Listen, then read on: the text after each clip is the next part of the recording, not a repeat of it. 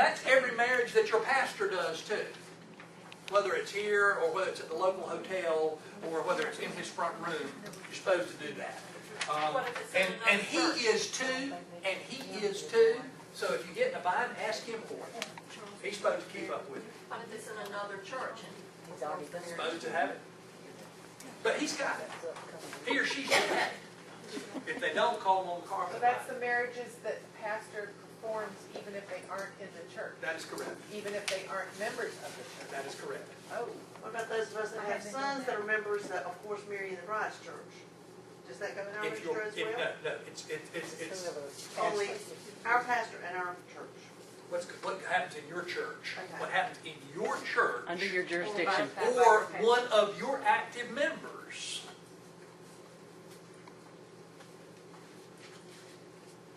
I register everybody, if you're an active member of our church, you're in our marriage register. And I put down where you got married. So if you got married to the bride's church, you still got married. If my son got married at the Family Beach House. Our pastor happened to do it. They didn't get married at Polly's. Oh, okay, Jay. But technically, the record should be the marriages that the pastor performs anywhere or that happen on the campus of the church, technically. Correct. Realizing this is sort of the backup record when the courthouse burns down. Absolutely. I mean, historically, church records have proven marriages and genealogy records when courthouses have been destroyed. So this is a historic record that 100, 150 years from now, when computer records can't be read or something happens at the courthouse, lo and behold, we can prove a genealogy because the church kept the records. So even people, a lot of people like to get married in our church. They just like our church, they want to get married there. We don't always know who they are. Right.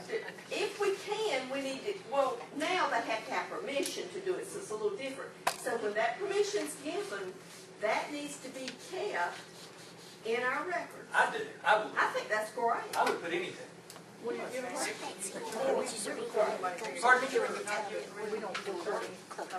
You should have. The session should have. That's right. Listed your ruling elders and deacons if you have them, and all of your supplies. Not just your installed pastor, but your interim, your temporary supply. We're not talking about temporary supply for a month, but if you've had an approved interim or whatever, then you can be in there. Okay, like I said before, I have just found this book, and that page has the first pastor of the church who hasn't been there for 25 years and nothing beyond that. Do I have to update it all, or can I start from now and go forward? I would try to update it. The presbytery would have that information. Okay. Well, we have it, it's just, Just make it. dig out dates let me tell you folks, I did a lot of it because a lot of ours was old and written down in the registers and it wasn't covered. I went through and I just recreated it. I mean, I've got it on typed pages. It's not in the old scrolly handwriting, but I've got a record and I've got it saved in a couple of places. I can tell you every date. I can tell you the guy who served Pollocksville for 1 year's temporary supply. Not because I found it in our minutes, because our minutes were destroyed, but I found it in the presbytery records that said that so-and-so was appointed. and that's the same for the ruling elders, trying to go back and get all of that, when, Me who, what, too. where. It's, like Mark said, it's important. And you said those records can be found where, if we can't find them? Presbytery would have them, and then of course, well, they should have them. In your minutes. Your minutes should be, you should have it in your minutes. When you elected a pastor, elected elders. I'll show you a way that I do it that will help summarize some of that. That's not some of my selected readings. Well, I know. 25 years of minutes, I don't think there's around it. Okay. With it. Okay. And you know, you can kind of formulate ways that you can do this. All right. So the annual, gosh, we're running so late. Annual Statistical Report. You haven't done it. I've had people nod. You haven't done it. Get your stuff together before you even attack it. Whether you're a computer person or not, it can be overwhelming. I have stuff here that you can get at the end. I've got that crazy little annual Clerks report, which is important enough, but not nearly as important as the statistical report. I've got, and the worksheet. Get somebody together and you all go through this and make sure that this is, that you have your act together before you do it. The instructions are pretty good. Give the sheets that ask for financial stuff, don't you worry about it. Give it to your treasurer and let him or her figure out how many giving units, what applies to the definition of benevolences or local mission or that's what he's not getting paid the same amount you're not getting paid. So why do you worry about it? Let him turn it into you and then you sit down and fill it out. It's a whole lot better system than it used to. It will total everything up. It will come back and give you a little red asterisk and say you didn't do this. Call the presbytery and they will help you. They really will. But they cannot, it's kind of like I told one of my students the other day who can't write worth a flip. I sent him to the Academic Skills Center at the college and I said, they will help you write the paper, but they're not going to write the paper for you. You have to have the answers and they will help you organize it. You have to know how many people you received, how many people you lost, how many baptisms, and you just need to do this. And I can't help you do this. Laura or Stuart can't help you to do it. They can help you load it into the machine. But none of us know your records. And so that's the importance of keeping up with all of these membership changes all along. I do this. And this is this is not official other than at Pottsville Presbyterian Church, and I call it the Clerks Membership Report. And what this does is it gives meat to the skeleton that you presented to the Annual Statistical Report. I started doing this because I handed this report out and someone said, I didn't know we lost 3 people. I didn't know we lost 4 people. Who is it that got baptized?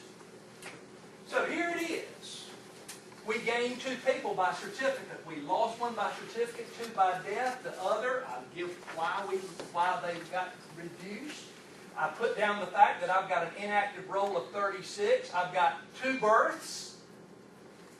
Which, by the way, that one's my first grandson. We had no baptisms, unfortunately. Marriages, deaths with dates, changes in the rolls. Someone asked me, what did I do with rolls? I did that. I put the names of the session members at the end of the year with the statement that this reflects all the changes in age, composition, balance, everything, and I signed it. Now, what that does is, that gives you a summary. It is adopted. It is approved by our session when the Annual Statistical Report is approved. So I know, and my predecessor or my successors know, that every time in February or March of every year since 1982, they can go and find out what happened from a membership standpoint. Now I've done that, I've been keeping up with that all year, but I'm telling you guys, if you do not keep up with this stuff as you go along, your hair will suddenly turn gray. You will be fighting because you're trying, you know, it's after Christmas and the credit card bills are due and you're trying to do this and we close for 4 days for snow and everything is going to pot and you can't get the thing to load on the computer, but you don't know how many people got married. Or you don't know how many baptisms you had. And you're flipping through and you're behind because you haven't written up any minutes for November and December. So you got to keep up with this. This has been very helpful to us. It just kind of keeps it before us. And so someone says, what happened? When did so-and-so? Well, I don't have to flip through 20 pages. I know I can go to February or March of every year after it happened. And I've got it written down. And it's very helpful. Okay, the other stuff. I've got the handouts here. The infamous colored sheets. Now, this should be no surprise to any of you because if you did what the instructions said, this is not a problem. These have already been turned in, right? The infamous colored sheets about who's who at your church and your officers and your necrology and your terms of call. We've done all that, right? Yes, yes. If you haven't, I have copies. Hugely important. Hugely important. If for nothing else, if you want your folks, people gripe all the time. I've heard it on my travel throughout Presbytery. We don't know what's going on at Presbytery. Well, why don't you? Well, I don't know. We just don't. Well, are you on a committee? Well, no, nobody's ever called you. Well, if we called you, would you say yes? Well, probably not. And I said, well, strike two. But have you bothered to send in the list of your elders? I didn't know we were supposed to do that. Well, that's on colored page, whatever. Green sheet. You need to put that stuff in there. Because it all makes up what goes in the directory. And beyond the book of order and a couple of other things, if you're going to serve as clerk in this presbytery, you need a copy of the directory. My understanding is it's going to be available March, April. It will definitely be online. They're not mailing out any copies unless, you know, you live in the backwoods and have dial-up and it'll take 3 weeks for it to print out.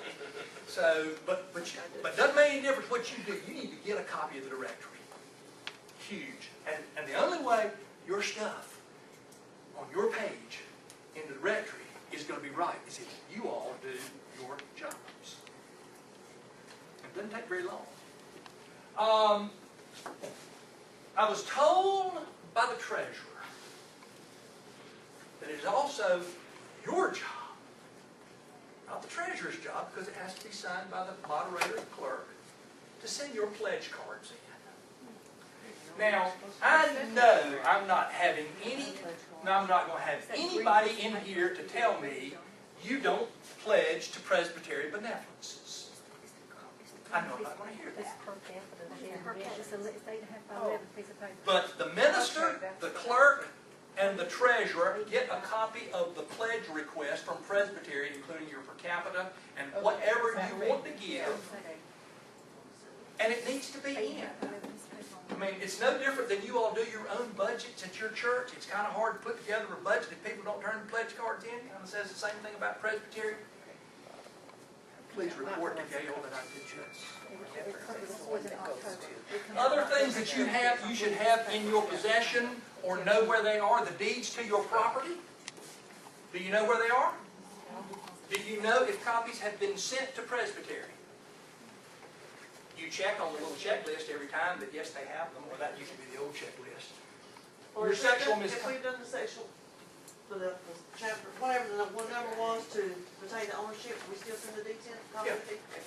Because what you're doing is, remember, chapter 8 doesn't say you own it doesn't say that you own the property. All chapter 8 says is that the property is held in trust for the denomination and you don't have to have presbytery's permission to dispose of the property.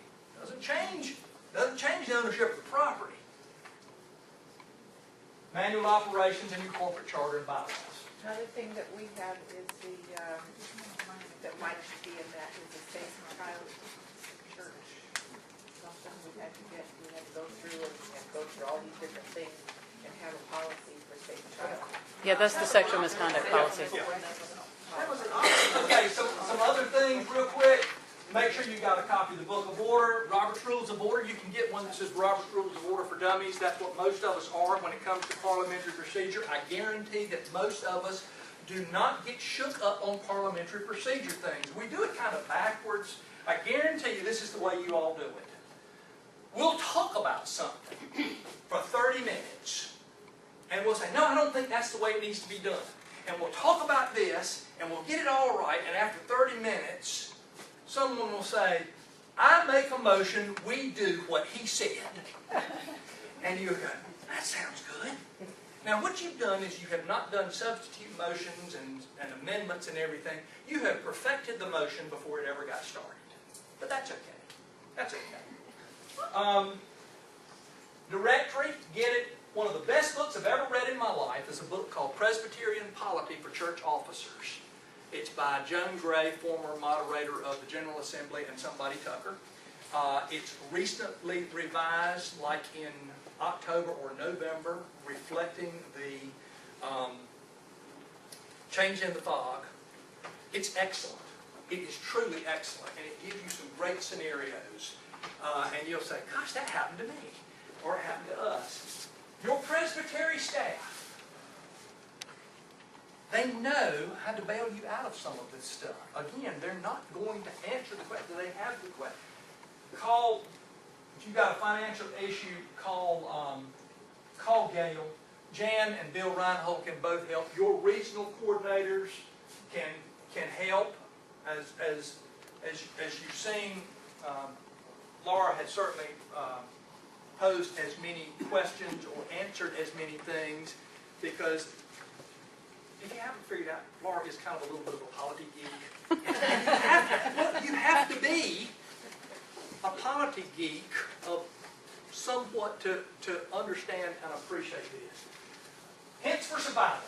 How many of you have talked with your previous clerk, the person who had it before you? He didn't know any of this stuff. All right. Well, let's move to number 2 then. Talk to your previous clerk. Read the minutes. Read how it's been done. See what things that are always done and when. When do you do communion? When do you elect officers? When do you do nomination? When do you do these things? Because the guy that did it or gave it out before you is not there anymore. So do that. It'll help you remember those things, get your checklist, look at the minutes from the previous meeting. That helps you get your docket and helps you remember unfinished business. Distribute the minutes before the next meeting to allow time for review. And if someone says, that's not what it said, don't get your back up.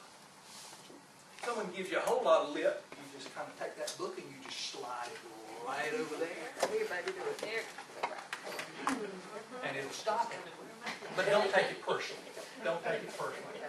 Sit next to the moderator. I've already said about that. If a motion is complicated, ask somebody to write it down, especially if it's on one of those crucial things that we all have about once every 30 years. But if you're not sure what it says, get it written down. And that way there's no question. Don't get behind. I've already talked about that. Get Presbytery's checklist. I've already talked about that. Keep your sense of humor. It is not drudgery. It really is a great calling. Questions?